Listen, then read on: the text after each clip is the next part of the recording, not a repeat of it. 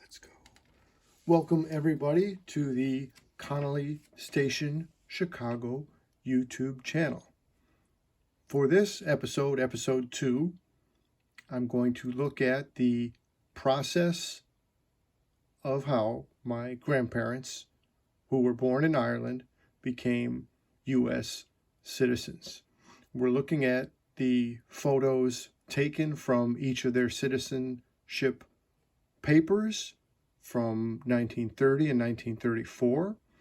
I wanted to do a good, before I go into the historical documents, I wanted to do a good long soak in on, look at the faces, look at their ages from their early 30s and late 20s, and their clothes and their hair and their life was all reflective of what was going on in Ireland and what was going on in the United States of that time, of that era. I did make cheat notes for myself to help me out here. So my grandfather, Morgan, was born Maureen Connolly in the year 1898. We'll look at the papers in just a minute. Became an official U.S. citizen in 1930, and he passed on in 1960, again, right at this same time of year as we are recording, on a late November date of November 27 of 2022.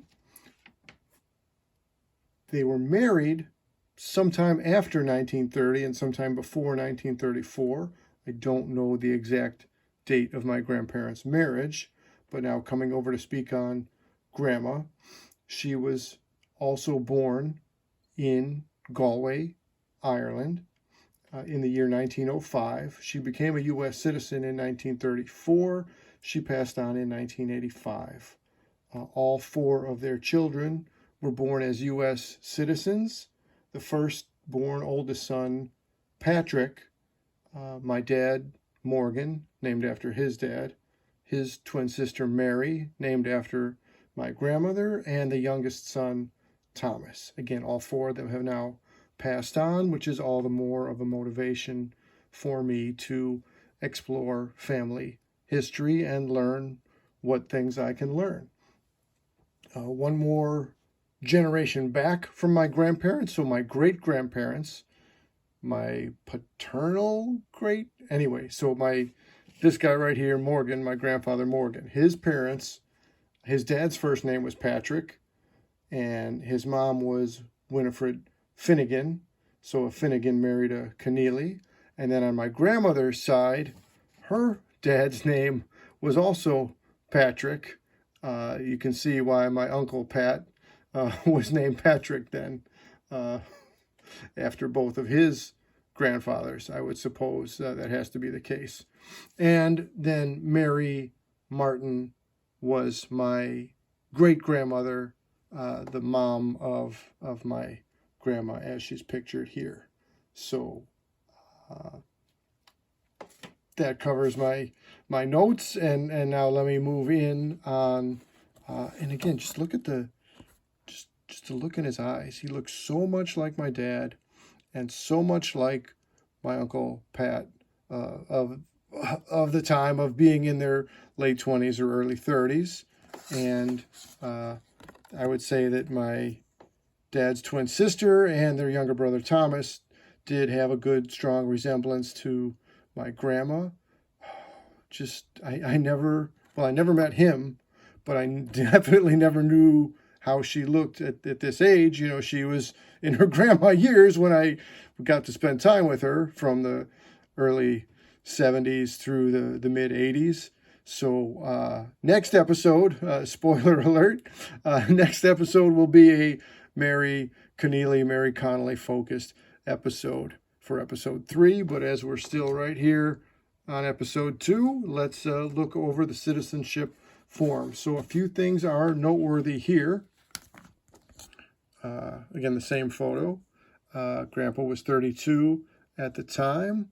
Now, what's interesting then is for race, listed as Irish, for nationality, former nationality, listed as British. He's listed as single at the time of this process in 1930, so clearly they're not yet married at this time. And again, he was born, the spelling of his last name, Connne,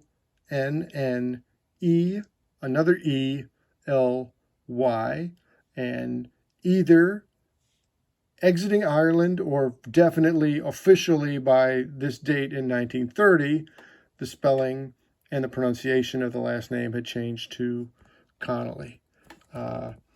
So I wanted to capture those not timestamps, but those mile markers in the family history to so I can learn more and if share the knowledge. I do want to note that as far as the recording of being former nationality British, by frame of reference, Irish-born actress and singer, I suppose, Maureen O'Hara, her conversion to U.S. citizenship occurred in 1946. So by that time, Ireland was established from 1936 and 1937 as its own sovereign nation, definitely no longer Britain or part of the British Empire. Maureen O'Hara has, I don't know if we can call it a famous story, but we can say it's a noteworthy story where she described in the ritual of forswearing allegiance to your previous nationality, her issue was she could not forswear away a thing that she never had or never acknowledged. So in other words, Maureen O'Hara did not acknowledge herself as British. She only acknowledged herself as Irish. And so for her to have that experience in 1946, I was just wondering and speculating, given that that's a documented story that she tells, what were the undocumented or unrecorded comments that either of my grandparents would have to say about their process. So again, noting some blanks here, was it just the person at the typewriter at that day decided not to put in Irish and to list my grandmother as British? It's more questions than answers and more mysteries than can be resolved. So this was definitely, whereas my grandfather was listed as single, she's listed here as married, and now this signature, she takes the Connolly spelling, the one that I've known my whole life. But then interesting, whereas he signed in both spots as Connolly, maybe it was just out of force of habit that she had been spelling her name as Keneally for her entire life. We can see the Illinois seal there in the stamp engraving. So those are two U.S. citizenship forms, and I also wanted to look at some historical Irish or Galway and Moycullen produced forms. So I guess in preparation of her being processing her U.S. citizenship, this date here is 31 October 1933. So just about a year before, not a full year before her citizenship was processed. Clearly somebody had to work in the Galway Records Office on Halloween in 1933. But again, her dad was Patrick, her mom was Mary Martin as her maiden name, and they were, roundabout one of the famous streets of Galway. And I also wanted to be very cautious with this document. As you can see, the split here in the, I'm hesitant to take it out of its case. Maybe I don't know if I should be handling it at all, but here we are. Anyway, it's not an 8.5 by 11 format document, so there's the full size of that. That was prior to citizenship. Now this, as we can see, is dated February 27th of February 1960. PP, I believe that to be the parish priest, but if there's any, again, as I'm exploring and learning, if there's anyone who can confirm that, please feel free to put that into the comments. And this was, again, recognizing that Morgan Keneally from Patrick and Winifred Finnegan were his parents. Again, the skip over, so it should be that his birthday was June of 1898, but then it was skipped over right there, similar to how in the U.S. the little section was skipped on my grandmother's paper. So it's just, what were the people who were holding the pens or the people who had the typewriter, what was their decision-making process on either side of the ocean? So I just wanted to also look back on here. So that was dated 27 February, and then there's an additional stamp here, 11th of April, 1960.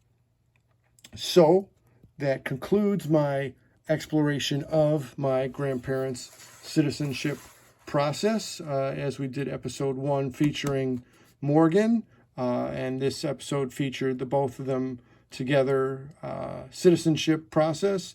Then next episode we will feature Mary Connolly, my grandmother. So thanks for watching. Please do put any questions, comments, observations into the comment section. This is the Connolly Station, Chicago, concluding episode 2. Thank you so much.